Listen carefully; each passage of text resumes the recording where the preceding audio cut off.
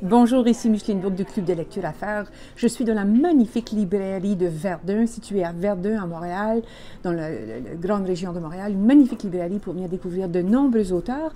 Ils nous donnent le privilège de faire des entrevues. Ce matin, je suis à la rencontre d'une éditrice, /auteur, toutes sortes de choses, femme d'affaires accomplie. Alors, Dani Lizotte, je pense que tu es un petit peu en extase parce que tu viens de sortir un livre qui te tient beaucoup, beaucoup à cœur. C'est un collectif. Alors, avant de parler de ton livre, dis-nous un petit peu qui es-tu et que fais-tu? Alors, d'abord, merci Micheline de m'offrir cette belle rencontre. Je suis maintenant auteure, nouvellement éditrice. Mon expérience est dans le domaine de la formation, de la communication. Les gens m'inspirent, ça a toujours été mon élément déclencheur au bonheur. Donc, j'ai eu le plaisir de faire, voilà maintenant une année, la connaissance d'une autre entrepreneur tout aussi dynamique que moi, Sophie Lavoie, qui, elle, avait déjà la maison d'édition Un chapitre à la fois. Et à deux, on en a fait quelque chose de différent. Et à deux, on a décidé d'ouvrir les portes du monde de l'édition pour démocratiser l'accès qui parfois peut être un peu difficile. Donc, c'est maintenant notre mandat d'offrir la possibilité aux gens qui veulent être publiés de le vivre de façon agréable. Donc, finalement, vous êtes des femmes qui permettaient à des gens de réaliser des grands rêves. Oui, absolument. Beaucoup de gens rêvent d'écrire. Alors, là, vous avez fait un collectif. Oui.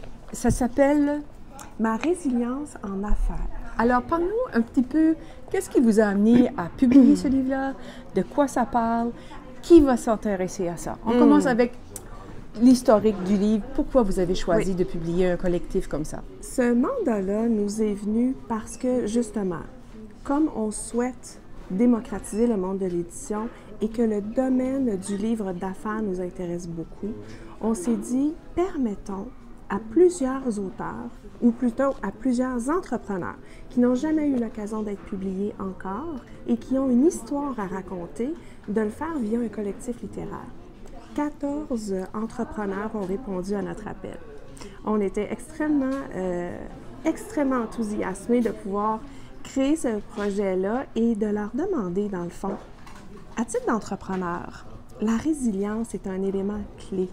Et ça fait souvent basculer. On réussit, on l'atteint ou on apprend, on se retrousse les manches, on continue, mais elle fait définitivement partie de la vie d'un entrepreneur. De quelle façon a-t-elle impacté l'entreprise que vous êtes devenue aujourd'hui à titre d'entrepreneur?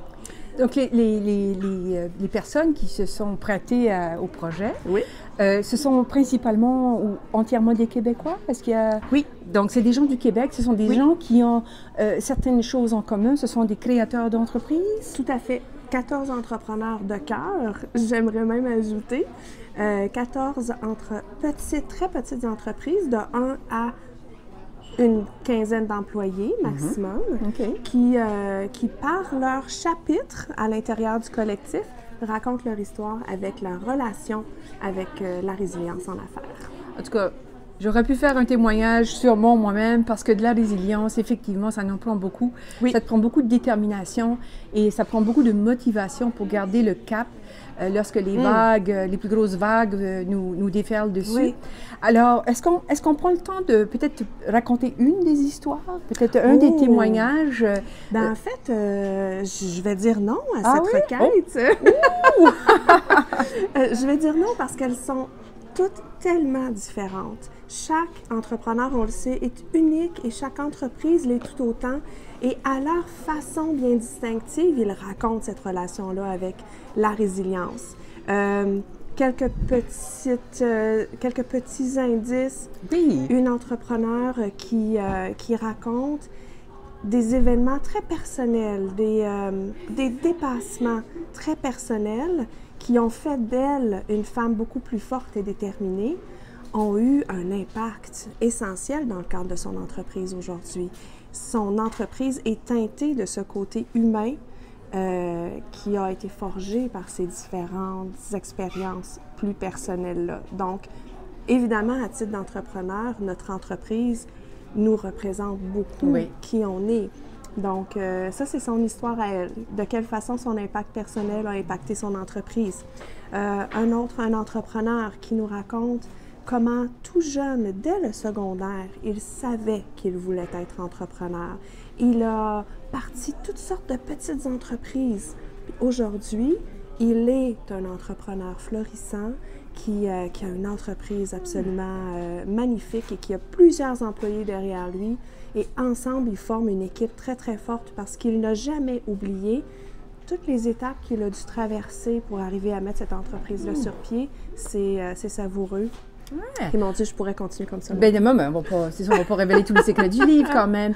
Mais ce qu'on pourrait peut-être dire, c'est où est-ce qu'on se le procure? Oh, ben là! Donc, le livre est publié par notre maison d'édition Un chapitre à la fois. Disponible sur notre site Internet, unchapitre-à-la-fois.com, via la section Nos publications. Vous verrez le livre avec le bouton Acheter. Vous pouvez également aller le trouver en ligne, lulu.com, il est disponible, ou par l'entremise des différents entrepreneurs, chacun individuellement sur le site, le rendre disponible. Bien sûr. Nous sommes présentement en distribution là, dans différentes entreprises indépendantes du Québec. Il y en a sur la rive nord de Montréal, sur la rive sud de Montréal. Donc, je vous invite, et s'il n'est pas disponible dans votre librairie, demandez à votre libraire. Demandez à votre libraire. Maintenant, à qui on le donne? Qui va apprécier cette lecture-là? On le devine, Oui. mais dis-le dans tes mots à toi. Moi, j'imagine des jeunes qui rêvent Oui. d'entrepreneuriat. J'imagine Exactement ce que j'allais des gens qui dire. veulent faire un changement de carrière, Oui. Qui rêvent, qui ont ce rêve, qui chérissent le rêve d'être à leur compte, / avoir leur entreprise. Oui. En fait, c'est Noël, mais ça peut être Noël à l'année, hein, parce qu'on peut voir chez les jeunes le désir de réalisation. En tant que parent, on reconnaît chez nos enfants l'initiative et offrir la lecture. Moi, je trouve que c'est le plus beau cadeau qu'on peut faire à nos enfants. Offrir une lecture inspirante qui les amène à se dépasser et à réaliser qu'au-delà des obstacles, il y a quelque chose. Donc, que la résilience nous nourrit et nous fait grandir. Je trouve que c'est le plus beau cadeau qu'on peut faire à quelqu'un. Évidemment, nous vient en tête tout de suite ces entrepreneurs qui ont le désir de réaliser de nouvelles entreprises, oui, mais aussi chez chacun d'entre nous qui aimons la lecture, de découvrir les expériences personnelles de chacun, je pense que ça nous fait toujours grandir. Donc, le public est large. Absolument. Alors, on vous souhaite un très bon succès avec ça, Dani. Merci infiniment. Alors, vous avez bien compris, ça s'adresse à beaucoup de gens. Un petit clin d'œil aux jeunes, un petit clin d'œil, disons, aux gens qui rêvent depuis toujours d'avoir leur propre entreprise. On rappelle le titre « Ma résilience en affaires », publié chez unchapitre-à-la-fois.com. Vous pouvez vous le procurer là-bas, découvrir les collaborateurs. Puis, bon succès à vous tous. Merci.